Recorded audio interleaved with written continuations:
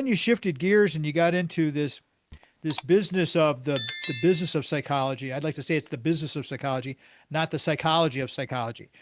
Can you kind of explain your journey with that? And then, Yeah. we'll get to the why behind the book, but let's talk about your career. What qualifies you to put you in this very unique position? Yeah. I got into it in my program was the graduate program was actually to be a therapist. And I realized partway through that program doing therapy with people that I couldn't do that full time. I just said, I can't sit and listen to individual problems all day long. So I went and talked to an advisor and he said, well, you ought to be thinking about doing organizational stuff. So I actually spun off into that. And I actually, my doctorate wasn't 90 hours like typical. Mine was like 120 hours because I actually, in that short period of time, did extra work to look in organizations and that type of thing. And so I found that therapy stuff fit in organizations beautifully. It's the same concepts, whether it's one person changing or a whole organization changing. It's the same types of concepts. And I had this unique talent of being able to apply that and look at it and say, how do I apply this stuff with therapy to a group of 100 or a group of 1,000?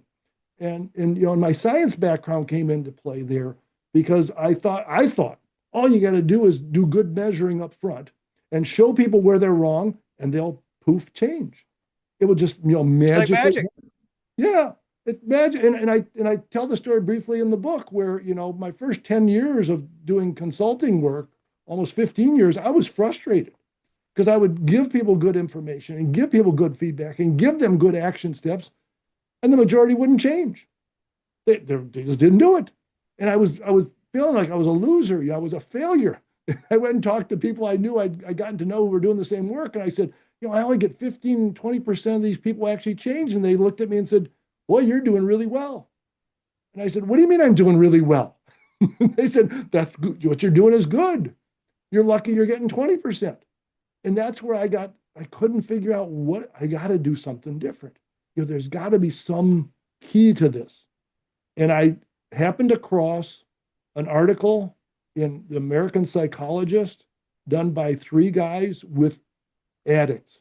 They studied addicts, and they found out that it wasn't just enough knowing what to change. There was a psychological readiness process that people had to go through. So they were dealing with the hardest of the hardest. When you think about getting addicts to give up their addiction, that's harder than getting somebody to stop picking their nose or doing something simple. And I thought, wow, this is fascinating stuff. And I literally got on the phone, called the guy who did the research up at University of Rhode Island, and he spent hours with me. I mean, the guy was wonderful. He spent hours talking about how I could What was his adapt. name? Name is James Prochaska. Okay. Just to give him Prochaska, due credit. yep, Prochaska, DiClemente, and Norcross were the three guys. But Prochaska was the chief researcher. He spent hours, and I mentioned multiple times in the book. He was a wonderful man. He helped me figure out how to apply this to organizations and individuals in different settings. And that's where the breakthrough was. That was the breakthrough. When I started doing that, and the book is about the year I spent with 21 managers, actually teaching them this process, not teaching them necessarily the skills first, but talking with them directly about here's what you're going to go through. Here are the steps we have to go through to get you to change. And it was incredible success. Dr. Pfaff's got a practical guide to personal and organizational change. We've talked about his historical perspective from his professional career. Larry, you're just now getting to the point of like you're figuring this out with your people that you're developing this process. You found a man who helped you after 10 or 15 years of kind of swimming upstream and trying to, because you're an organizational psychologist, so you work in industry a lot, you work with groups a lot, you do a lot of speaking, and so you do a lot of coaching, and so that's your angle of your industry. But you knew something was missing, so let's pick it up there. Let's pick it up because, like you said earlier, you had about a 15 to 20% success rate, which actually is pretty good. Unfortunately, if we Right. if we right, so let's just pick it up from there because your Yeah. book's really cool and set up very interesting. But the things that you learn from the people that you coached up. Go ahead. Yeah. Let me, if you don't mind, let me say the five stages if Go ahead. that makes sense. What are the 5 stages that those researchers found? I'll just name them off quickly. There's pre-contemplation, contemplation, preparation, action, and maintenance. And I'll say in a few words, I can describe all 5. Pre-contemplation is I'm clueless. I don't know I have a problem. That's before I'm aware. I have no awareness. It's the person we see and everybody rolls their eyes and there goes Tom again. But he doesn't know that he's offending everybody. He doesn't have a clue. Second stage, you move out of pre-contemplation, you go to contemplation. Now, how do you get there? You get there by what I call being confronted with hard to deny data. Something hits you square between the eyes that you can't deny. In substance abuse, it's oftentimes the bottom falls out, they call it. They've lost their job, they're not functional, they're physically ill, whatever. And then they finally go, oh, maybe I have a problem. And it happens in different ways. Then from there, you move to contemplation. So now, even though you've been confronted with this hard to deny data and you realize I have a problem, you're not ready to move yet. You're ambivalent about it. And you're saying, do I want to or not? I'm not sure. So you have to work through that stage. And once you get through that and say, yes, I definitely want to do something about this, now you need to start doing preparation. And that's, what are the options? What would work for me? What would me versus other people? And there's a phase that you have to go through that. Then once you get through that preparation stage, now you're at action. And action is the actual things you need to do differently. And so The change. pre-contemplation, contemplation, preparation, looking at options, now the change. And that change is slow. Once I start doing the change, I'm not there yet. I'm learning. It's struggling. It's like walking again. It's like walking for the first time. It's hard. I did an experiment with myself recently. If we have time, I'll get into it, where I learned something in the last 6 months that I never knew I was going to do it. I went through the 5 stages. And then once you do action long enough and it starts to become natural, then you're at maintenance. And maintenance is what I call the new normal. When you're finally at maintenance, it's new normal. I have people say to me, and I'm a fairly healthy person, they say, wow, how do you eat so healthy? And I say, because it's just normal for me now. If Right. I'm on a 12-week program, I'm admitting at the front end it's going to end in 12 weeks. So I'm not committed to it. If I'm on a challenge, a 6-week challenge, I'm admitting it's going to end in 6 weeks. If I'm on a diet, the assumption is I'm going to go off the diet. Right. Back to normal, which is the unhealthy. So those are the 5 stages. The hardest part is up front, is that hard to deny data hitting you, and the anxiety you go through at that point. How would you like people to connect with you, Dr. Pfaff, and get a hold of you or buy the book or whatever? Go ahead, please. Yeah, they can buy the book directly on Amazon. If they type in, Ready, Set, Change and my name, it'll pop right up. It's the only book with that name and my name. So that's the easiest way for the book. If they want to contact me, people can email me. My email is pretty simple. It's drlarry, like Dr. Larry, drlarry at att.net. So drlarry at att.net. Very simple, very easy to get a hold of me. If people want to call me, they can even call me. 269-370-0083. That's 269-370-0083. They can also go to pfaffconsulting.com, PFAFF consulting.com, and leave a message for me there. Send me a note through there. Those are the 3 easiest ways to get a hold of me. They can search me under my name, Lawrence Pfaff, on social media, and they'll be able to find me. There aren't many people with my last name. But talk about how that insight into the world of addiction helped you define this model that you came up with, that I think is so, again, there's no offense at all. I mean, it's very simple, but simple works. So go ahead and talk more about it. Yeah. One of the things that happened, when I learned of the model from Dr. Prochaska, one of the things that hit me was, when you go through that, when you're unaware, that pre-contemplation, and then you get hit with this information that makes you aware. What I found out and what he told me is that people kind of go through a tough time right then. It's almost, and he said, he hinted at this, he said, it's almost like stages of grieving. It's a real shock. And so I actually came up with another little model within the model. and I called it Sarah. And I tell people up front when they learn, when they first, I said, you may be dealing with what I call SARA, S-A-R-A. So it's just an acronym. And the SARA, as you may go through these 4 stages. S is you may be surprised or shocked to learn this about yourself, that you're not doing things well. You may then move from shock to anger, and getting angry about it. Then you may then transfer to rationalization. I'm going to rationalize. It's because and because and because the excuses. And what I hope you all do is eventually you'll get to the final A, which is acceptance. And that is that this is not good or bad. It's just the way it is. And you got to move on from here. And I threw that out there with these 21 managers, not knowing if that was really going to work. And my goodness, that was the secret sauce.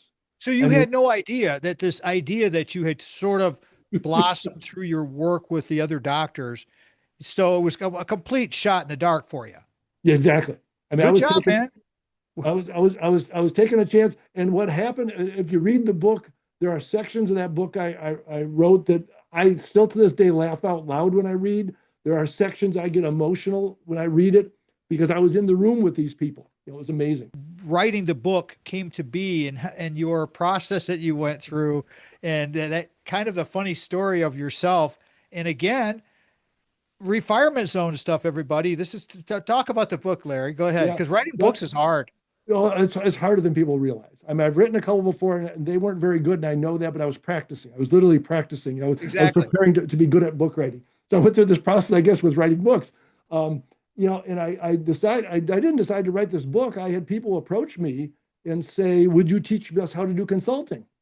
And so I originally started out preparing a program on how to consult. It was a training program on how to consult. Well, as I started preparing, I realized a key part was this model. The key part was this model of change readiness. So I thought, well, I got to get that down, write it down because I just used it all these years. For 30 years, I've been using it. I haven't been writing it down. As I started to write down, I thought, well, I got to make this into a book. And I thought I had the book done about 3 months ago. And I thought, I'm going to read it one final time. I had a couple people, friends wrote it and said, yeah, it's good. I read the book and I got done and I looked at myself in the mirror and I said, this book is awful. It stinks. It's a lecture. Who wants to read a lecture? And I had a couple examples in the book. And I said, I gotta use the examples. I gotta get what people connect to. So in the last couple months, it went from a 250-page book to about a 140-page book. It's all about mostly about the people in the book and the stories, because that's what people can relate to. Is helping others change a parent's story. And I'll just let you take it from there, my friend, and take your time and talk about the 5 topics and what the heck happened here. Yeah, so it was a parent and we met and she said, her daughter was, early teens, been a good student and great in school, and all of a sudden was just sitting in her room and not doing her studies and getting D's instead of her A's. And so all I said to her, we finished, with the break was, well, tell me what about your daughter and what are you doing? What are you trying to do? And, she told me about the daughter and she said, and I'm going in there and I'm telling her how she needs to change and how she needs to study and she needs to get a tutor. And I looked at this woman and she'd been through my year program. So she was one of the managers, spent a year. And I said, so she's at pre-contemplation. And the parent looked at me. Which is phase 1 of your 5 steps. Exactly. And the mother looks at me and she says, oh my God, how did I not see that? How did I? And I said, because you're a parent and you love your daughter and you want to do what's best for her. So you are jumping to action stage recommendations. So what did this parent do? Obviously it was a pre-contemplation that the teenager didn't feel like there was a problem. Right. Step us through how this problem was resolved. Well, at that point, it was, you need to back off. You need to just be a listener and you need to just point out factual things. So, there were factual things. Grades have gone down. But when the mother came in initially, it was waving the grades in front of her face and being sarcastic and chiding her and attacking. Well, as soon as, a push gets a push and a pull gets a pull. I had a mentor who said a push gets a push, a pull gets a pull. You push somebody, they're going to push back. If you want them to listen to you, you can't push. The Yeah. Once the contemplate. person then finally goes, yeah, I need to do something, then you start to say, well, let's talk about what that's going to take. Let's talk about, there are probably some pluses and minuses. In fact, I would call it, if I were doing, more of the therapeutic thing, I would call it an advantages, disadvantages analysis. What are the advantages of staying where I am and the disadvantages of staying where I am? What are the advantages of changing and what are the disadvantages of changing? How do I weigh that? There's this balance. There's a balance that I need to weigh. I had a client way back early on who said to me, one of the things that stuck with me forever. And he said, difficult client. And he said, my life is like a balance. And this is how he said it. I remember his exact words. He said, on one side of the balance is my current incredible state of misery. And on the other side of the balance is my incredible fear of doing anything different than misery. And I thought, oh my gosh, what a negative way to look at life. Now, how do I stimulate that? And so I could try and make him more miserable where he is, or I could try and lower the fear of changing.